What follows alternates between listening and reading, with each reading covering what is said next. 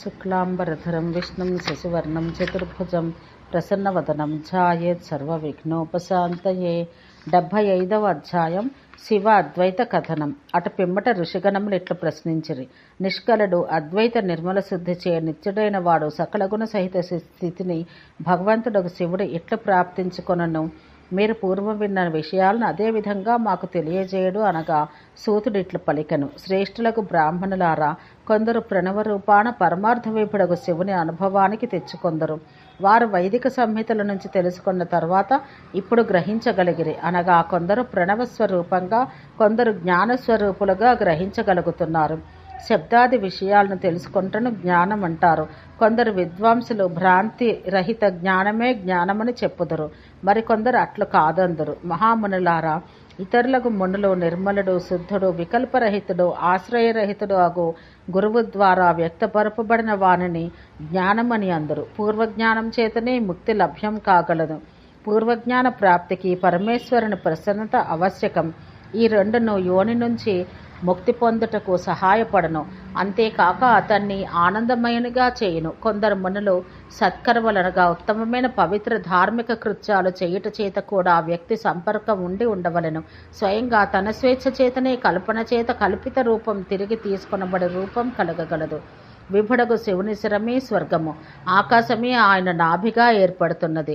సూర్య చంద్రాగ్నులు ఆయన నేత్రములు, దిక్కులు ఆ మహాత్ముని కర్ణములు, పాతాళం ఆయన చరణములు, సముద్రం ఆయన ధరించే వస్త్రం, దేవగణాలు ఆయన భుజాలు, సర్వ నక్షత్రాలు ఆయన భూషణాలు, ప్రకృతి ఆయనకు భార్య, పురుషుడు ఆయనకు లింగం, సర్వ బ్రాహ్మణులు, ఇంద్రుడు, బ్రహ్మ, విష్ణువు ఆయన శీర్షం నుంచి వెలువడ్డారు. క్షత్రియులు ఆయనకు భుజాలు, వైశ్యులు ఆయనకు జంఘలు, శూద్రులు ఆయన పాదముల నుంచి ఉత్పన్నులైరి.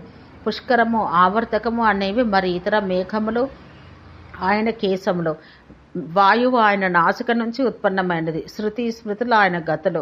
శివుడు స్వయంగా కర్మరూపుడు. ఆయన ఈ బ్రహ్మాండాన్ని ఈ శరీరం నుంచి ప్రకృతి ద్వారా కార్యాలను నిర్వహించును, వాణ్ణి ప్రవర్తింపచేయును. ఆ మహామహితాత్ముడు మనుషులకు పూర్వజ్ఞానం ద్వారానే గమ్యుడు.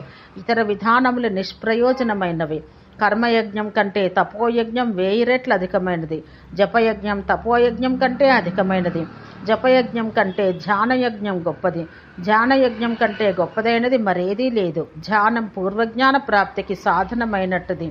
యోగి దృఢతాపూర్వకంగా సామరస్యంతో ధ్యానం ద్వారా చూసినప్పుడు అతడు జ్ఞానయజ్ఞాన లీనమైపోయినప్పుడు శివుడు అతడిలోనే వ్యక్తియే అగును. బ్రహ్మజ్ఞానం చేత సర్వులను సిద్ధులగుచున్నారు.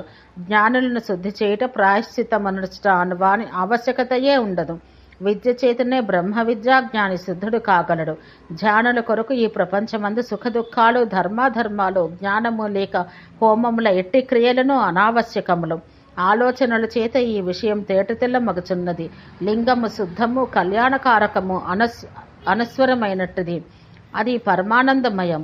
అంతేకాక నిష్కల రూపం, గుణరహితం, సమవ్యాపి అయినట్టుది. అది యోగుల హృదయమందు నిరతము స్థితమై ఉండను. లింగం బాహ్య అభ్యంతరాలు 2 విధాలుగా ఉండను. స్థూలలింగం బాహ్యం, సూక్ష్మలింగం అభ్యంతరం అని చెప్పబడను. స్థూలలింగం యొక్క పూజయందు నిరతుడు స్థూల భక్తుడగును. వారు కర్మలయందును, ధార్మిక కృత్యములయందును, యజ్ఞములందును ప్రీతి కలవారై ఉందరు. స్థూల భక్తుల యందు జ్ఞానమును మేలుకొల్పుట కొరకు స్థూలలింగం ఉండను. ఆధ్యాత్మిక లింగం వారికి ఉండదు. వస్తువు యొక్క కేవలం బాహ్య ఆకారం తప్ప అన్యథా లేనివే పరిగణించబడను. స్థూలలింగం మృత్తిక, కాష్టము లేక దేనితో అయినను తయారు చేయబడ్డను. అది కేవలం సామాన్య భక్తుల కొరకే. సూక్ష్మం అభ్యంతర లింగం కేవలం యోగుల కొరకు ఉద్దేశించబడింది. అన్య తత్వవిధ అర్థజ్ఞానులు ఇతర విషయాలు తెలుసుకొనుటయందు అహితులు కారు. సకల నిష్కలములు సమస్తమును శివమయాలే. సువ్రతులారా, అన్యులకు తత్వజ్ఞులు 2 ఒకటే అయినను వేర్వేరు జలపాత్రలయందు ఆకాశములనందుండు సూర్యుడు వేర్వేరు ప్రతిబింబాలుగా కనిపించినట్టు శివుడు వారికి వివిధంగా కనిపించును. ఈ విధంగా శివుని పృథక్తత 2 రకములుగా కనిపించును. సూర్యుడు ఒకటే అయినా నది, కాలువ, పాత్ర మొదలగు జలధారలయందు వేరువేరుగా అనేక ఆకారాలుగా కనిపించును. భావించు భక్తులను బట్టి శివుడును వేరుగా కనిపించవచ్చును. ఈ ఉదాహరణం ప్రజలకు విశ్వాసం కలిగించుట కొరకే. స్వర్గము, పృథ్వీయందుండు సర్వప్రాణులు పాంచభౌతిక తత్వముల చేత అనగా జల, పృథ్వీ, వాయు, ఆకాశ, అగ్ని అను పంచభూతాల చేత విస్తరించి ఉన్నది. అయినను జాతి వ్యక్తి భేదముల చేత వారందరూ అనేక రూపాలలో కనిపించుచుందరు. ఇట్లు ఏ దృష్టితో చూచినను లేక విన్నను సర్వము శివమయమని తెలుసుకోవాలి. లోకమునందు గల జనులలో ఆకారం లేక రూపం లేక ఆకారం యొక్క భేదమును విచారించగా అది కేవలం మాయా అని తెలియను.